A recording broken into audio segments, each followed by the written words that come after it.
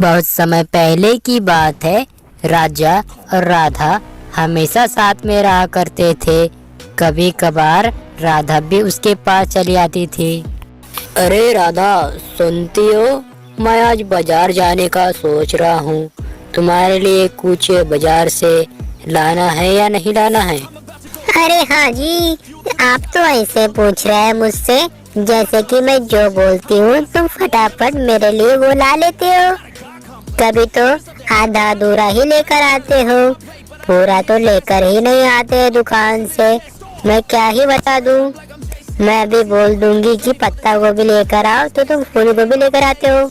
राधा का इतना कहने के बाद राजा अपनी राधा को बड़े प्यार से देखता है। अरे राधा, तुम इतनी जल्दी मेरे पे गुस्सा क्यों होती हो? चलो ठीक है, आज मैं पत्ता गोभी ही लेकर आऊंगा तुम्हारे लिए, ठीक है ना? राधा से कहकर घर से बाहर निकलकर सुंदर घर के सामने अपना राजा पहुंच जाता है।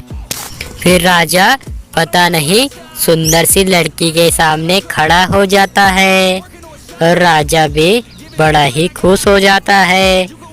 मुझको तो ऐसा लग रहा है कि यह सामने खड़ी हुई उसकी गर्लफ्रेंड है और वह भी काफी ज्यादा अमीर है। अरे मेरी सोना, मैं थोड़ा सा लेट हो गया। मैं घूमने गया था शहर से अच्छी चीजों को परखने के लिए। हमारी शादी होगी तो हम साथ में ही रहेंगे। राजा को बड़े प्यार से सामने खड़ी हुई लड़की उसको देखती है। हमें पता चलता है कि यह लड़का उस लड़की से बहुत ज्यादा प्यार करता है। वह लड़का उसकी प्रॉपर्टी लेने के लिए, हड़पने के लिए ही शादी कर रहा है। राजा सोचता है चलो इसके साथ शादी हो जाएंगी तो मैं भी अमीर बन जाऊंगा। मैं तो पैदाइशी गरीब हूँ, मेरे पास तो एक खाने के लिए भी दाना नहीं है। इसी के चक्कर में मैंने इसको पटा लिया है। कुछ दिन के बाद हम दोनों की शादी हो जाएंगी।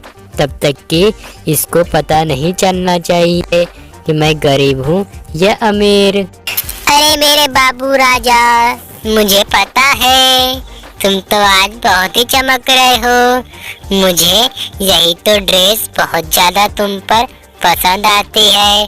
मैंने मेरे मम्मी पापा जी से बात कर ली है अपने लिए। वह कल परसों भी आ जाएंगे। तब तक कि हम दोनों फिर साथ में ही रहेंगे इसी घर के अंदर। तुम्हारे घर पर जाने की जरूरत नहीं है क्योंकि मेरा भाई नहीं है। मेरे मम्मी पापा जी को अच्छा नहीं लगेगा। इसी के चक्कर में आप घर जमाई बन जाना, ठीक है? इतना कहने के बाद राजा मन के अंदर बहुत ही खुश हो जाता है क्योंकि उसकी आप शादी होने वाली है और वह घर का मालिक भी बनने वाला है। हाँ मेरे बापू सोना, पता है मेरी मम्मी जी ने क्या बोला है? जब तक कि तेरा पति देव तेरा बहुत ही अच्छे से ख्याल रखेगा, जबकि एक सोने का हार तेरे को गिफ्ट करेगा। हाँ, तुम फटाफट जाकर एक सोने का हार लेकर आ जाओ, ठीक है? इतना कहने के बाद वहाँ से राजा फटाफट चला जाता है। राजा जंगल में पहुँचने के बाद बहुत ज़्यादा परेशान हो जाता है क्योंकि वह तो गरीब है। उसके पास तो एक ही जोड़ी कपड़े थे और वह काफी जोरों शोरों से रोने लग जाता है और रोते रोते भी बहुत कुछ कहता है। मैं तो बहुत ही गरीब हूँ, मेरे मम्मी पापा जी मुझे पता नहीं, मैंने तो बचपन से उन्हें देखा ही नहीं। ही। अगर वह रहते तो मेरे को किसी बात की परेशानी नहीं होती। हाँ, मैं आज जिंदा हूँ तो बस इस जंगल के भरोसे ही जिंदा हूँ। यह जंगल मेरे को अच्छे खासे फल फ्रूट दे देते हैं। हाँ, आज मैं इसी जंगल में आत्महत्या करूँगा। पता है जंगल, आज मेरी किस्मत तुम्हारे हाथ में है। मुझे बचा लो या मुझे मार दो, ठीक है? और मैं काफी ज्यादा परेशान हो गया हूँ। दूसरी बीवी बोल रही है सोने का हार लेकर आओ, और पहली बीवी बोल रही है कि पत्ता गोभी लेकर आओ।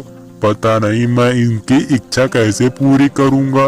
मैं तो किसी बहाने चोरी कर कर ही इनका भरोसा जीता हुआ है। कभी पत्ता गोभी मिलती है चोरी करने पर, तो कभी मिर्ची मिलती है।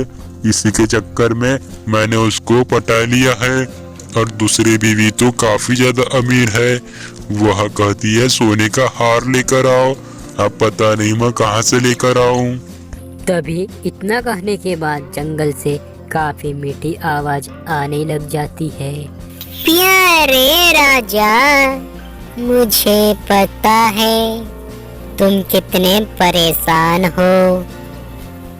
जब तुम यहाँ पर आए थे तुम्हारे मम्मी पापा जी के साथ, तुम्हारे मम्मी पापा जी ने कहा था जब ज़्यादा ज़रूरत होगी तब हम तुम्हें लेने के लिए इसी जंगल में आ जाएंगे।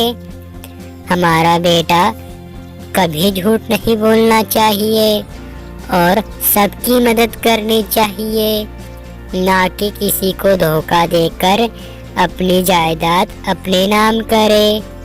अकेला रहना उसको सीखना पड़ेगा, तभी तो हम उसे अपना लेंगे।